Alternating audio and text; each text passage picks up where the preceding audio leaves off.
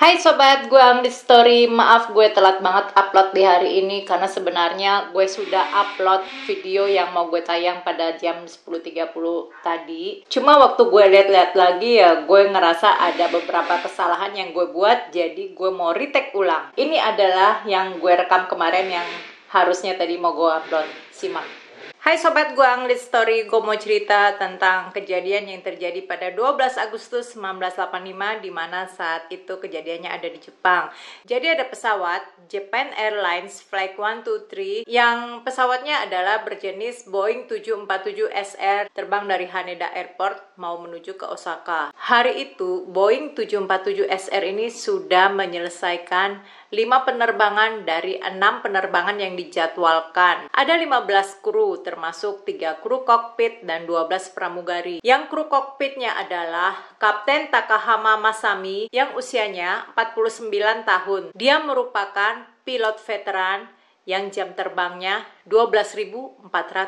Saat itu dia ini sebagai instruktur First Officer Sasaki Yutaka dan dia bertugas untuk menghandle komunikasi radio. Lalu First Officer Sasaki Yutaka yang dalam penerbangan itu adalah evaluasi untuk mendapatkan promosi sebagai kapten. Umurnya 38 tahun dan ia sudah mengantongi 4.000 jam terbang. Lalu Flight Engineer Fukuda Hiroshi, dia ini adalah veteran Flight Engineer berusia 46 tahun dan sudah mengantongi jam terbang 9.800. Saat itu adalah Hari Raya Obon di mana banyak warga Jepang yang bepergian. Ada 22 penumpang dari negara lain dan juga termasuk artis Kyo Sakamoto yang penyanyi sukiyaki yang sangat terkenal pada saat itu ya, sampai sekarang sih gue juga masih ngedengerin lagunya itu. Dia ikut dalam penerbangan ini. Jadi kalau di total setidaknya ada 524 orang. Pesawat ini tiba di Haneda dari New Chitos Airport pada pukul 4.50 sore dan setelah sejam lebih ada di hangar. Kemudian ia pun take off dari runway 15L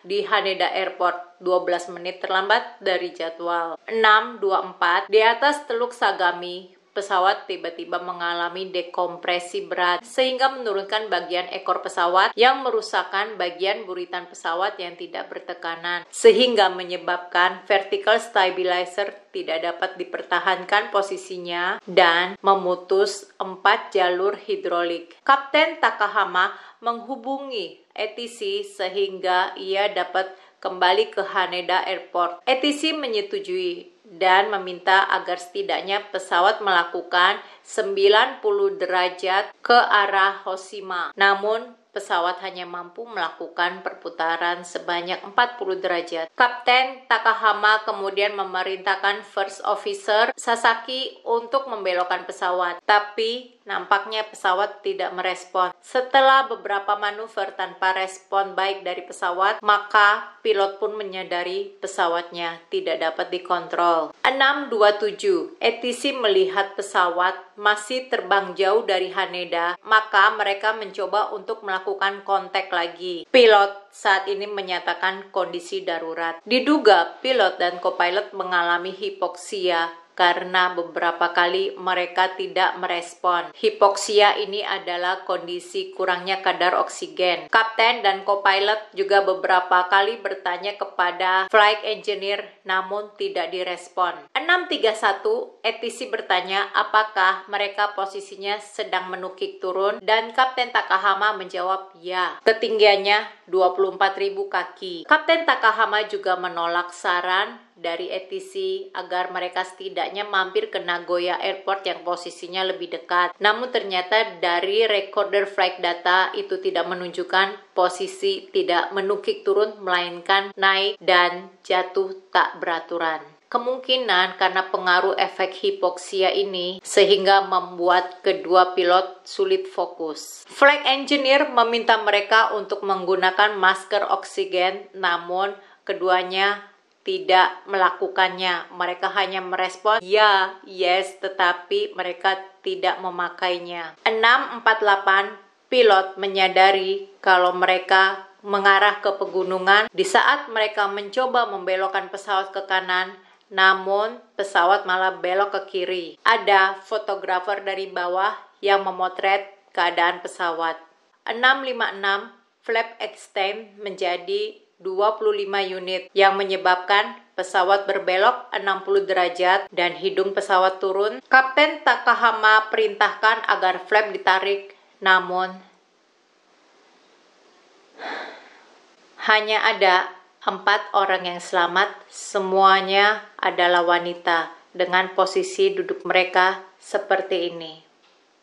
Itu tadi yang gue baca sekilas, yang gue ambil intisarinya saja dari Wikipedia.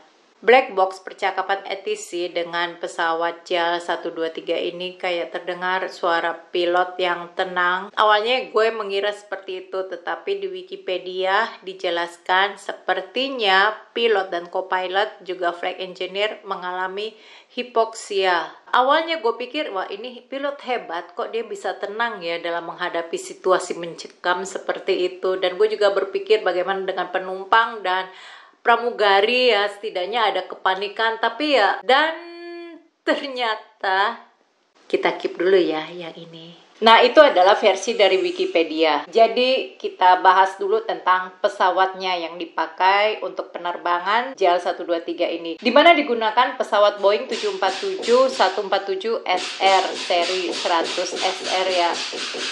Maaf di sini agak-agak ribut. Tidak apa-apa ya, kita lanjut. Ya, disinilah kenapa gue akhirnya baru menyadari di mana kesalahan gue, karena gue tidak mencari tahu dulu ini pesawatnya kayak gimana. Apakah pesawat ini sewaktu dibeli oleh JAL itu kondisinya baru atau bekas? Dan setelah gue kulik-kulik mencari informasi tentang pesawat ini adalah yang gue dapat. Pesawat ini dibuat pada 30 Januari 1974 dan kondisinya baru pada saat dibeli. Total jam terbangnya adalah 25.030 jam 18 menit dan sudah mendarat sebanyak 18.835 cycle. 2 Juni 1978 adalah kejadian di mana 747-147 SR ini robek pada bagian ekor yang menyentuh runway pada saat landing, di mana bagian belakang ini menekan bulkhead sehingga membuat keretakan pada tail strike, tapi sudah diperbaiki oleh tim teknisinya Boeing. Setelah kejadian di 12 Agustus 1985 yang pesawatnya ini crash, ditemukan kalau perbaikannya ini nggak benar, nggak sesuai dengan paduannya Boeing. Engineer dari Boeing memperhitungkan setidaknya setelah 10.000 cycle, perbaikan ini pasti akan gagal. Namun, pesawat itu tetap terbang hingga mencapai 12.219 cycle. Jadi, lebih banyak dari yang diperkirakan oleh tim teknisi Boeing. Dan itu adalah penerbangan kelima dari 6 penerbangan yang akan dijadwalkan pada hari itu. Namun maintenance besar itu dilakukan pada 21 Juli 1985, di mana maintenance yang lebih komplit ini pada tanggal 20 November sampai 5 Desember 1984. Nanti kita bahas lebih detail tentang maintenance ini ya. Oke, kita sudahi aja sampai di sini dulu part 1 bagian 1. Semoga kamu mau bertahan di bagian 2 besok hari ya, yang akan gue upload jam 10.30 WIB. Jangan lupa untuk ikutin ya, kalian bisa klik di akhir video ini yang akan gue sisipkan video gue yang bagian kedua. Nanti di bagian kedua akan gue jelasin analisa mengenai suara, analisa mengenai maintenance, dan analisa yang lainnya ya. Stay tune. Aku harap kamu suka dengan videoku ini, dan jangan lupa untuk komen kalau kamu punya unek-unek atau kamu punya informasi lain yang kamu bisa tambahi di bawah sini. Ya, gue tunggu. Mohon maaf jika ada salah kata, dan semoga kamu mau subscribe juga like. Stay healthy.